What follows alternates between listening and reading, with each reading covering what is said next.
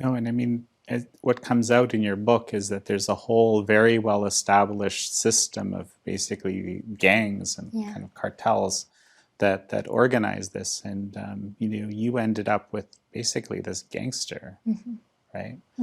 And because it was a better option than certain death, I suppose, and you were able to actually find your mother in this. Can you maybe tell me a little bit about that? I think it's just such a touching and shocking and heartbreaking, and everything's part of the story.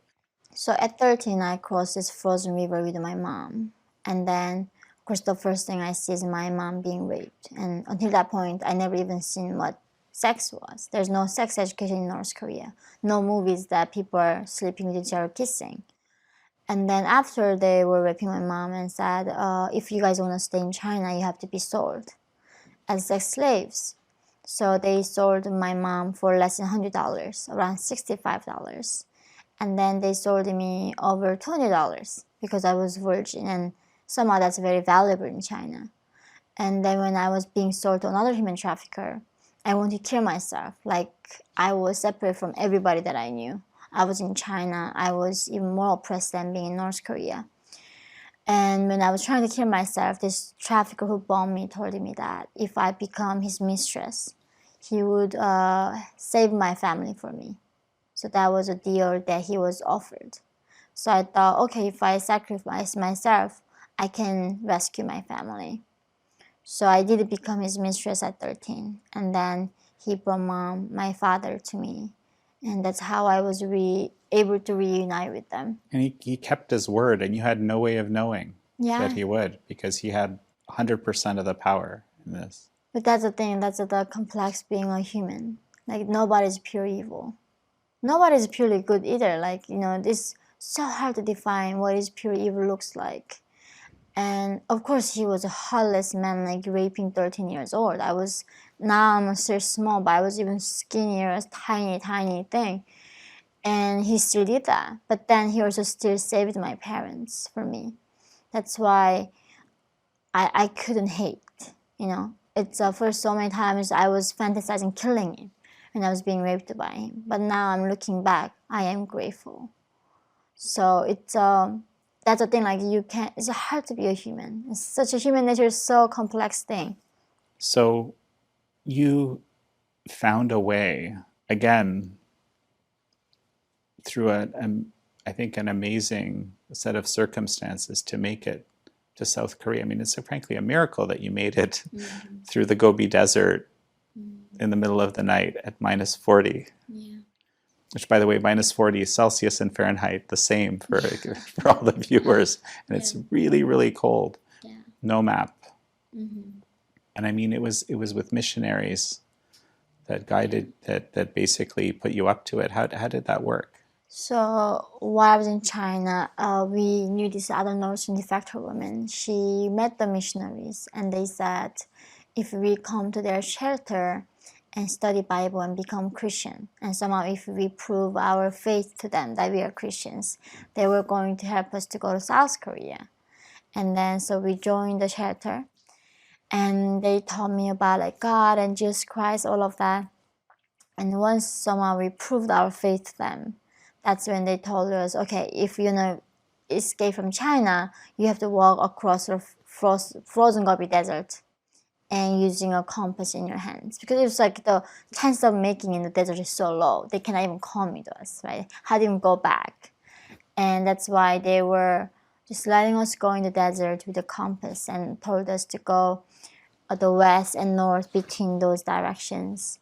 And eventually I followed the northern star, and I mean literally just in the middle of the desert, in the northern star, praying, and hopefully that leads to freedom. And it did. It really did. So it was where I have seen so many miracles in life. So, you described that you made it to South Korea through Mongolia. They set up some false papers for you. They flew you over. It was your first flight. It's just, again, it's such an unbelievable telling tale. I hope everybody reads your book. What I found this moment where you're now in South Korea. You've gone through I guess it's like a basically government training camp to learn the vocabulary to be able to function in this society. You were saying that the language is so controlled. There's all these elements, and you've been through what you've been through. And you go. I think you went to an internet cafe, but the person was kind of, I don't know, it's not, is it, I guess, racist against North Koreans, right? Yeah. And it crushed you, and you wanted to hide. And so I thought this was just, again, you're talking about the complexity of the human psyche, right? You've been through so many things that most of the people watching this show couldn't even imagine, right? And so, but here with this, punk in the internet cafe, being the way he is, sort of biased against North Koreans, it crushes you and hurts you so much. I thought that was such a fascinating moment. I mean, yeah, it's now actually it makes me think what it was, right? Like North Koreans are so strong, right? They be trafficked, they go through so unbelievable things, and willing to be free and go to South Korea and be free. And they are the highest group in South Korea to commit suicide. So you would think like these people are tough as like rock or steel. And then why on earth they go to South Korea and kill themselves after all that suffering? And I think what it is, to me at least right now, is one, that we had a different expectation. When we are going to South Korea, we are promised of freedom and justice. And when we are going to China, we're just looking for food. Right? Like the motivation to go to China is very primitive thing. Survivor, getting food. But from China to South Korea is a lot dangerous journey. So North Korean regime wouldn't execute you if you're not trying to leave China and then just find food and go back to North Korea. They would like send you to prison camp. But if they do find out that you're trying to escape to South Korea, that's where you get executed or sent to lifetime concentration camp. So even the sentences are different. And that's why when you go to South Korea, it is literally the ultimate step. And what do you risk your life for? That's when you risk your life for freedom. And I think that's why when we go to South Korea, we got somehow different expectation. That we think South Korea is gonna be like our people, right? Like they're not Chinese, like speaking same Korean. So going there, being discriminated by your own people, and then being discriminated being what, right? So I think expectation is really different. And also the loneliness that you feel. In China, like you are so busy surviving, you don't even think about what loneliness is, right? Every single second is struggle to survive in China. But when you go to South Korea, finally your basic needs are met. You have at least food and ramen. Then you started thinking about the people that you lost in the journey, the people you left behind. And I think that's why life is a lot harder in South Korea. I mean, not harder, but it still feels such a struggle adjusting to South Korea in the beginning. When did you realize there was such a thing as freedom? I heard the freedom when I was in China. This de facto lady told me, let's go to South Korea. There, we're going to be free. And then I was like, what is free? Right? And then she's like, oh yeah, we can wear jeans there. And then you can watch South Korean K-dramas. Because I love the K-dramas. And then it's like, nobody will gonna arrest you for that. So back then, my thought of freedom was not like freedom of speech or none of this. I thought, okay, if I go to South Korea, then I can wear jeans and I can watch TV for free. So I was like, okay, why don't we just risk our life for that, right? I mean, even that was sounded to me, it was like unbelievable freedom. Like how anybody have freedom to wear jeans. And that's what I thought of freedom back then at 15. So somewhere along the way, and this is, I think I said at the beginning that I've kind of realized following you a bit that, truth-telling seems to be your main life purpose these days. First of all, is that fair to say? It is. It is. Somewhere along the way, you realize that this is, I guess, the best way to help your fellow North Koreans, right? How did that happen? Where did this understanding come from? I think, I mean, in a way, like in the past, when I was giving testimonies, right, even writing that book, it was unbelievably painful to relive whole thing. I remember like writing parts about China, losing my father. Like I lost my father again by writing that parts. Like literally when I crossed the desert, I felt like I left the desert again. Right? It was a very painful thing to relive the whole thing. And even still to this day, like even when I was doing the Joe Rogan interview, after that I got crushed. And it's a thing like you let all the pain to feel again. And back then I did not understand that was important. You know, it was a very intangible thing. How much difference are you actually making even? But the thing is, after I was reading Jordan Peterson's book, 12 Rules for Life, during the pandemic, thankfully, I was able to read a lot of books again. And kind of I understood again that why it mattered. Like in the time of this telling the truth is only brave. It's the courageous thing you can do, right? I do think the world that we are living in is, as much as I don't want to admit, in America right now, it is a time of deceit. It's just so much lies. Truths are so hard to find, and they're also making it hard to find. They're creating so much chaos unnecessarily, so people get confused. And in this time, if you think you know the truth, I think that telling that is the only thing you can do to make the world a better place, and as simple as that. And that realization just came to me last year. And I think that's why I'm devoting my life for that right now.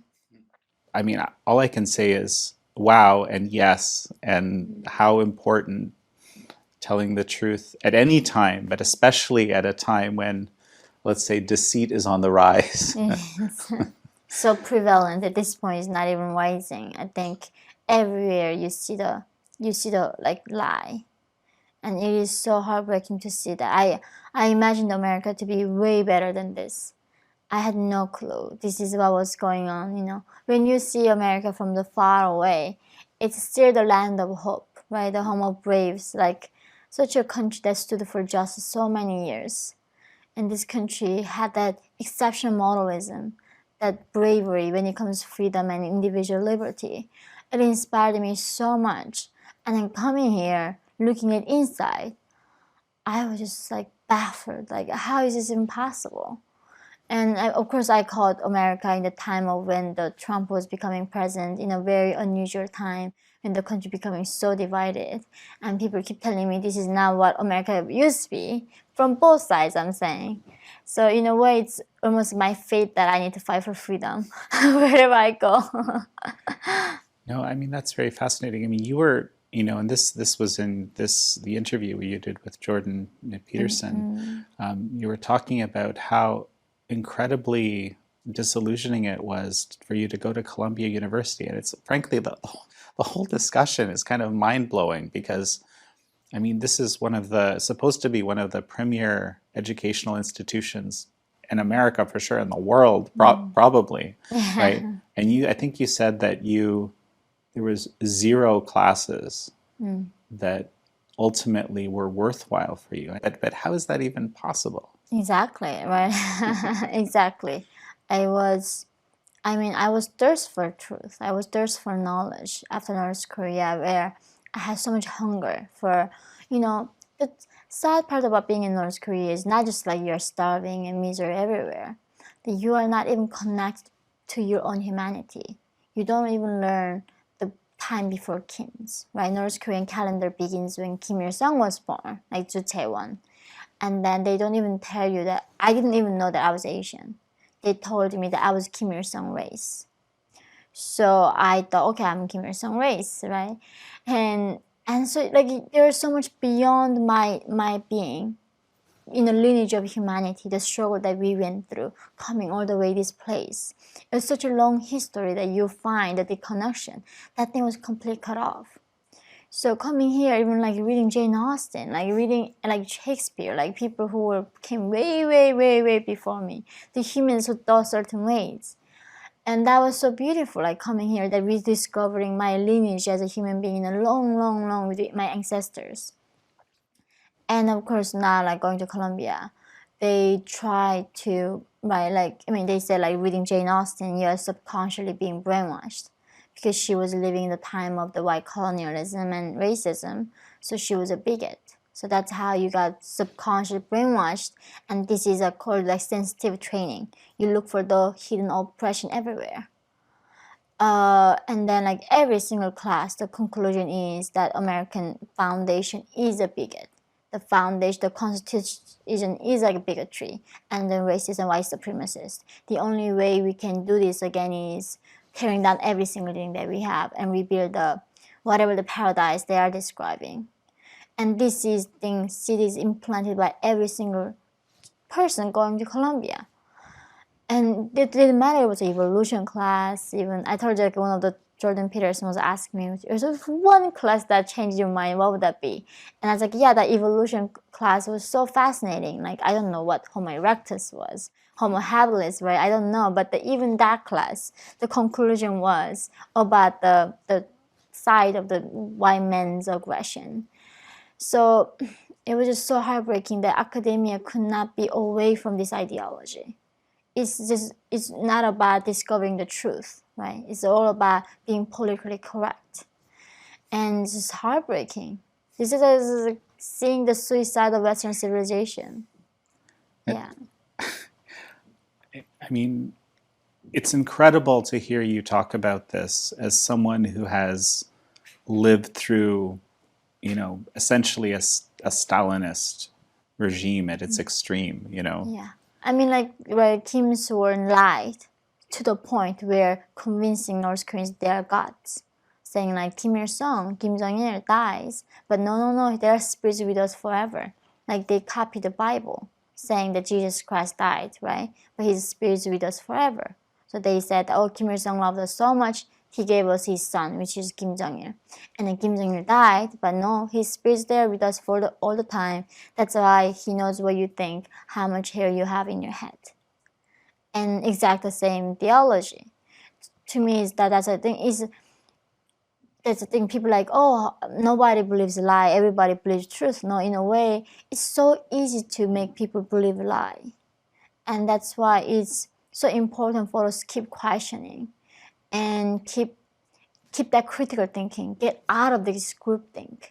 This dumbest thing ever is a groupthink. Humans are not rational. I mean, if we are rational, why would we kill like 60 million people on the mound? Like, we've been trying this dumbest ideology called like socialism, communism so many times in so many places. Whenever we tried it, it brought so much misery to us.